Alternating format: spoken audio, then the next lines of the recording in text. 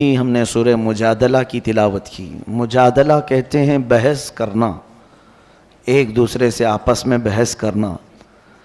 در حقیقت یہ ایک صحابیہ تھیں جن کے گھر میں کچھ معاملات ہوئے تھے۔ مطلب یہ تھا کہ ان کے شوہر نے ان کو یوں کہہ دیا تھا کہ تو میرے لیے میری ماں کی طرح ہے۔ اس کو زہار کہتے ہیں۔ ایک ہوتی ہے طلاق اور ایک ہے زہار۔ زہار اور طلاق دیکھنے میں سیم ہیں لیکن دونوں کے احکام الگ ہیں۔ میں اکثر یہ کہا کرتا ہوں کہ نوجوان نسل کو بھی یا جو شادی شدہ ہیں ان کو طلاق کے مسائل بھی سیکھ لینا چاہیے، اس لیے کہ ہم داخل ہونے کے راستے تو جان لیے لیکن خارج کس سے ہوتا ہے یہ بھی معلوم ہونا چاہیے۔ مثال کے طور پر کسی جگہ آپ انٹر ہو رہے ہیں تو آپ کو یہ بھی معلوم ہونا چاہیے کہ ایگزٹ کہاں سے ہے۔ اسی طرح شادی کے ذریعے سے آپ ایک نئی زندگی میں داخل تو ہو جاتے ہیں، شادی کے مسائل سب سیکھ لیتے ہیں، اور اس میں بھی بہت سارے لوگ نہیں سیکھتے شرعی طریقہ کیا ہے۔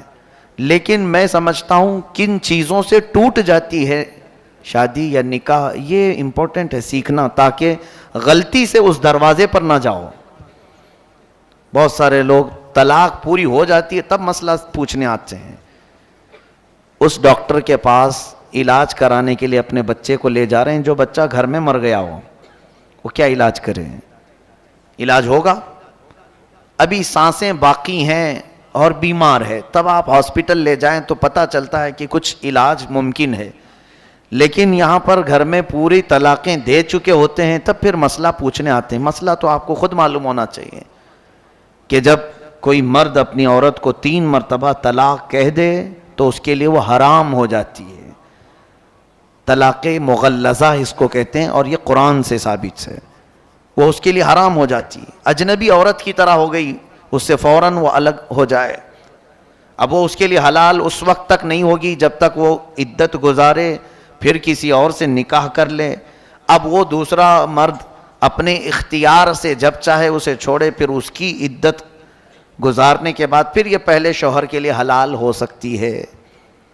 یہ طلاق کا پروسیس جو 3 طلاق ہو جائے۔ ہاں ایک بار اگر کسی نے کہا طلاق یا 2 مرتبہ کہا تو ابھی اسے بچایا جا سکتا ہے، یہ طلاق رجعی اس کو کہتے ہیں۔ اس میں رجوع کر سکتا ہے، واپس لے سکتا ہے، یعنی پھر اس کو دوسرے کسی کے نکاح میں دینے کی ضرورت نہیں، بلکہ خود ہی اس کا ہاتھ پکڑ لے اور کہہ دے کہ میں تجھے واپس کر لیا، تو یہ 1 طلاق یا 2 طلاق میں وہ واپس ہو جائے گی۔ اس کو طلاق رجعی کہتے ہیں۔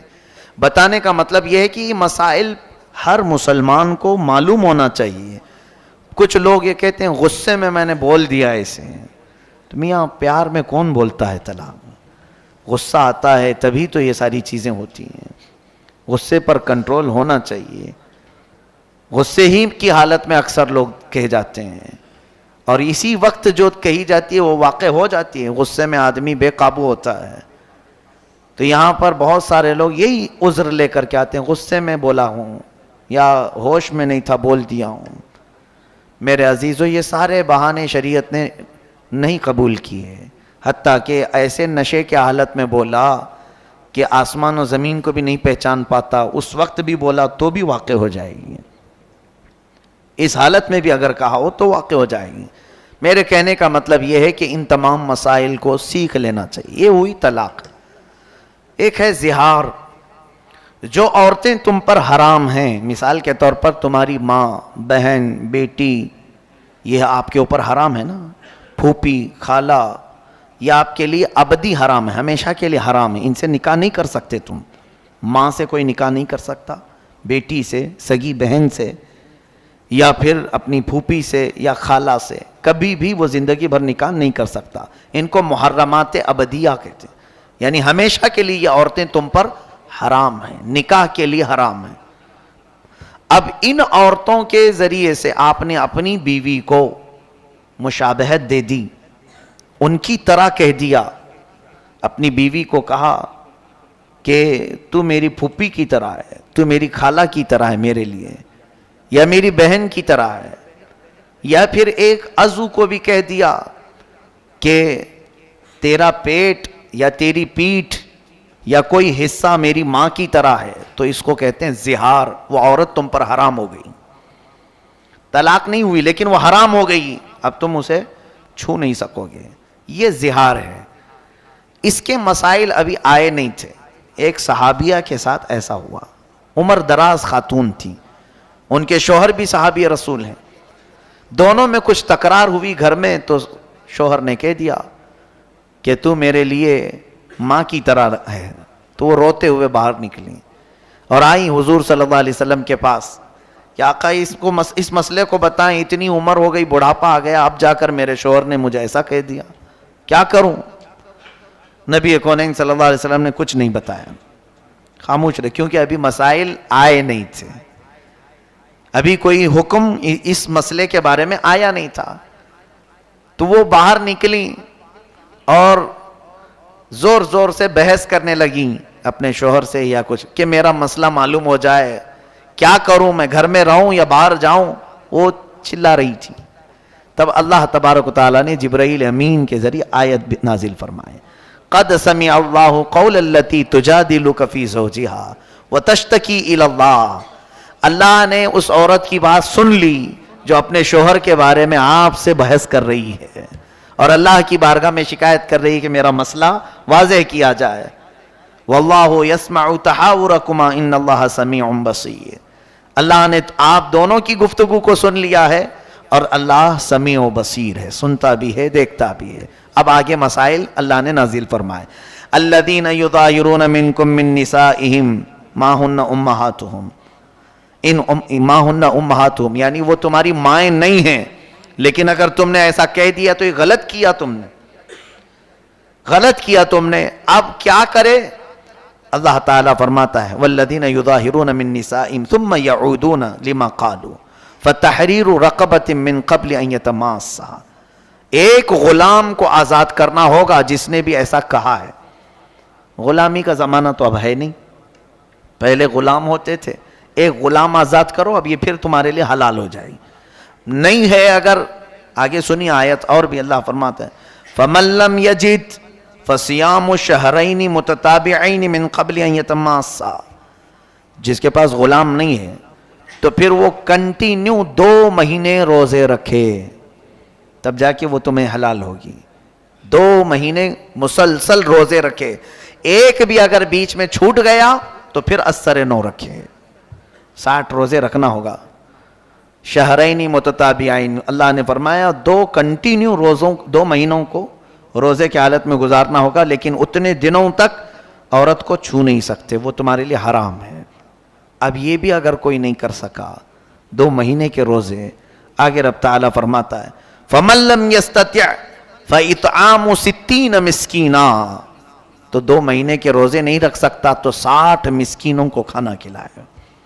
وہ ایک ٹائم پہ کھلائے یا ایک مسکین کو 60 دن کھلائے، دونوں صورتیں ہیں. اب یہ 60 مسکینوں کو کھانا کھلانے کے بعد پھر تمہاری بیوی تمہارے لیے حلال ہوگی. طلاق کا پروسیجر الگ ہے اور اس کا الگ ہے. یہ زہار کہتے ہیں. یہ زہار کے مسائل شروع پارے میں ہی بیان ہوئے، لیکن خبردار اے میرے عزیزو، کچھ لوگ یہ زہار کو یا طلاق کو گالی سمجھتے ہیں. گالی دینا یعنی عورت کو کیوں بھائی طلاق کیوں کہا؟ گالی دینے کے لیے کہہ دیا. یہ گالی نہیں، گولی ہے، نکل جاتی ہے. گالی اس طرح سے نہیں ہوتی، اور در حقیقت اسلام میں گالی حرام ہے. ہاں، ڈانٹنے کی نیت سے تم کچھ اور الفاظ استعمال کر سکتے ہیں، اس کو کسی بھی طرح سے آپ ڈانٹ سکتے ہوں تو دوسرے الفاظ میں ڈانٹیں، لیکن یہ الفاظ طلاق کے یا زہار کے ہرگز نہ بولیں. کبھی بھی اپنی عورتوں کو کسی نے اگر یہ الفاظ استعمال کر لیے کہ تو میرے لیے میری ماں کی طرح ہے، میری بہن کی طرح ہے، میری بیٹی کی طرح ہے، تو میرے لیے میری پھوپھی کی طرح ہے، میری خالہ کی طرح ہے، تو یہ الفاظ جو ہیں زہار کے ہیں، عورت اس پر حرام ہو جاتی ہے. پھر اگر حلال کرنا ہے واپس اپنی عورت کو تو کنٹینیو 2 مہینے کے روزے رکھے یا تو پھر 60 مسکینوں کو کھانا کھلائے، تب وہ عورت حلال ہوگی. تو اس سے اندازہ کیجئے کہ ہمارے یہ خانگی جو مسائل ہیں، ازدواجی زندگی کے جو مسائل ہیں، یہ سیکھنا کتنا ضروری ہے. کیا ان مسائل سے سارے لوگ واقف ہیں؟ کیا یہ سارے لوگ جانتے ہیں زہار کیا ہوتا ہے؟ کیوں نہیں سیکھے؟ قیامت کے دن اگر تم میں سے کسی کے ساتھ ایسا معاملہ ہو گیا اور پکڑے گئے، اللہ تبارک و تعالیٰ نے پوچھا کہ تو اپنی بیوی کے ساتھ زہار کیا تھا پھر بھی ایسی زندگی گزارتا رہا، رب تبارک و تعالیٰ کی بارگاہ میں اگر کسی نے یہ کہا کہ مولا مجھے معلوم نہیں تھا، تو دو پکڑ ہوگی. سیکھا کیوں نہیں، اس پر بھی مار پڑے گی، اور کیا کیوں، اس پر الگ سزا ہوگی. جو انجانے میں گناہ کرتا ہے اس کی 2 سزا ہیں، اور ایک نہ سیکھنے کا، کیونکہ اللہ نے فرمایا کہ تمہارے لیے کیا نبی کا حکم نہیں آیا تھا، طلب العلم فریضۃ علی کل مسلم و مسلمہ، ہر مسلمان مرد اور عورت پر اتنا علم سیکھنا فرض ہے جس سے وہ اسلامی زندگی گزار سکے. یہ علم تو ہر ایک مسلمان پر فرض تھا، تم نے نہیں سیکھا، یہ غلطی تمہاری ہے. تو دو سزائیں ہیں وہاں پر، ایک نہ جاننے کی سزا اور ایک گناہ کرنے کی سزا. اسی لیے میرے عزیزوں ان مسائل کو باریکی کے ساتھ یاد کر لو. آج لوگ بڑے بڑے ڈسکشن میں رہتے ہیں، انٹرنیٹ پر مناظرے کرتے رہتے ہیں، اور وہ بھی جس سے ان کا حاصل ہی نہیں، کچھ ضرورت نہیں ہے، ایسی چیزیں پوچھتے رہتے ہیں. تاریخ کی باتیں، حضرت موسیٰ علیہ السلام ناشتے میں کیا کھاتے تھے، ہاں حضرت عیسیٰ علیہ السلام کا گھر کیسا تھا، حضرت ابراہیم علیہ السلام کس وطن میں رہتے تھے، یہ تاریخی انفارمیشن ہے. تم یہ پوچھو کہ کون سی چیز میرے لیے حلال ہے اور کون سی چیز میرے لیے حرام ہے. کمائی کے معاملات میں، کھانے پینے کے معاملات میں، گھریلو زندگی کے معاملات میں، نماز کے مسائل، وضو کے مسائل، یہ تمام چیزیں چھوڑ دیا، اور پھر انٹرنیٹ میں لا یعنی چیزیں جس سے اس کا یعنی عملی زندگی میں کوئی تعلق نہیں ہے، ایسے مسائل میں یہ پڑ گئے ہیں. اور اسی وجہ سے آج دیکھیں وہ لوگ اپنے ہاتھ میں قلم اور فتویٰ لے کر کے گھوم رہے ہیں جن کو ابھی استنجا کے مسئلے بھی نہیں معلوم، اور وہ بڑے بڑے لوگوں کے ایمان ناپ رہے ہیں کہ یہ مسلمان ہے کہ یہ کافر ہے، یہ دائرہ اسلام سے نکلا ہوا ہے. خود کو یہ نہیں معلوم کہ ابھی میں اسلام پر پورا قائم ہوا کہ نہیں ہوا. میرے عزیزوں آج کے دور میں جتنی چیزیں آپ کو سیکھنا ضروری ہے ان تمام چیزوں کی طرف دوڑو. زندگی بہت تیزی سے نکلتی جا رہی ہے. جو ضروری مسائل ہیں ان سب کو کسی نہ کسی ذریعے سے سیکھو. علمی محفلوں میں بیٹھو یا علماء کی صحبت اختیار کرو. کیا علماء صرف تعویذ گنڈے کے لیے ہی ہیں؟ دھاگے دم درود اسی کے لیے ہیں علماء؟ بچے بیمار ہوں، گھر میں مصیبت ہو، اسی لیے علماء ہیں؟ علماء کرام کے پاس آپ زیادہ سے زیادہ علم سیکھنے کے لیے وقت گزارو. کئی چیزیں میں دیکھتا رہتا ہوں، علماء کا کام کیا ہے. ہم بھی اس دور سے گزر رہے ہیں، لوگوں نے ان کو کیا چیز بنا رکھا ہے.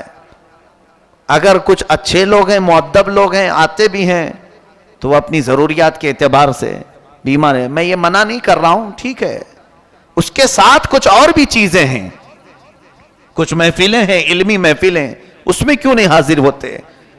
اپنے بیمار بچوں کو لے کر کے آتے ہیں. 2 طرح کے لوگ آتے ہیں، یا تو پھر دعا کروانے کے لیے، یا تو پھر لوگوں کی غیبت کرنے کے لیے. 2 طرح کے لوگ علماء کے پاس آتے ہیں. بیٹھ جائیں اور سارے لوگوں کی غیبت چھیڑ دیں، فلاں کیا کر رہے تھے، وہ یہ کر رہے تھے، وہاں ایسا چل رہا تھا. خود بھی گنہگار ہوتے ہیں اور علماء کرام کو بھی ایسے غیبت میں مبتلا کر جاتے ہیں. ایسے حالات سے گزرتے رہتے ہیں، ہم دیکھتے ہیں. میرے عزیزو، یہ علم سیکھنے کا موقع آپ کے پاس اگر مل گیا ہے علماء کے ذریعے سے تو زیادہ حاصل کر لو. سیدنا امیر حمزہ رضی اللہ تعالیٰ عنہ، سیدنا عمر فاروق رضی اللہ تعالیٰ عنہ فرماتے ہیں کہ ہم کو سورہ بقرہ سیکھنے میں 12 سال لگ گئے. 2.5 پارے کی سورہ ہے. کون؟ امیر المومنین عمر ابن خطاب رضی اللہ تعالیٰ عنہ. سورہ بقرہ سمجھنے، تفہیم، اس کی تمام چیزوں کو معلوم کرنے میں مجھے 12 سال لگ گئے. اور خود میرے آقا صلی اللہ علیہ وسلم سورہ ہود کے بارے میں فرماتے ہیں کہ سورہ ہود نے مجھے بوڑھا کر دیا، اور ہم ہیں کہ چھونا بھی نہیں چاہتے.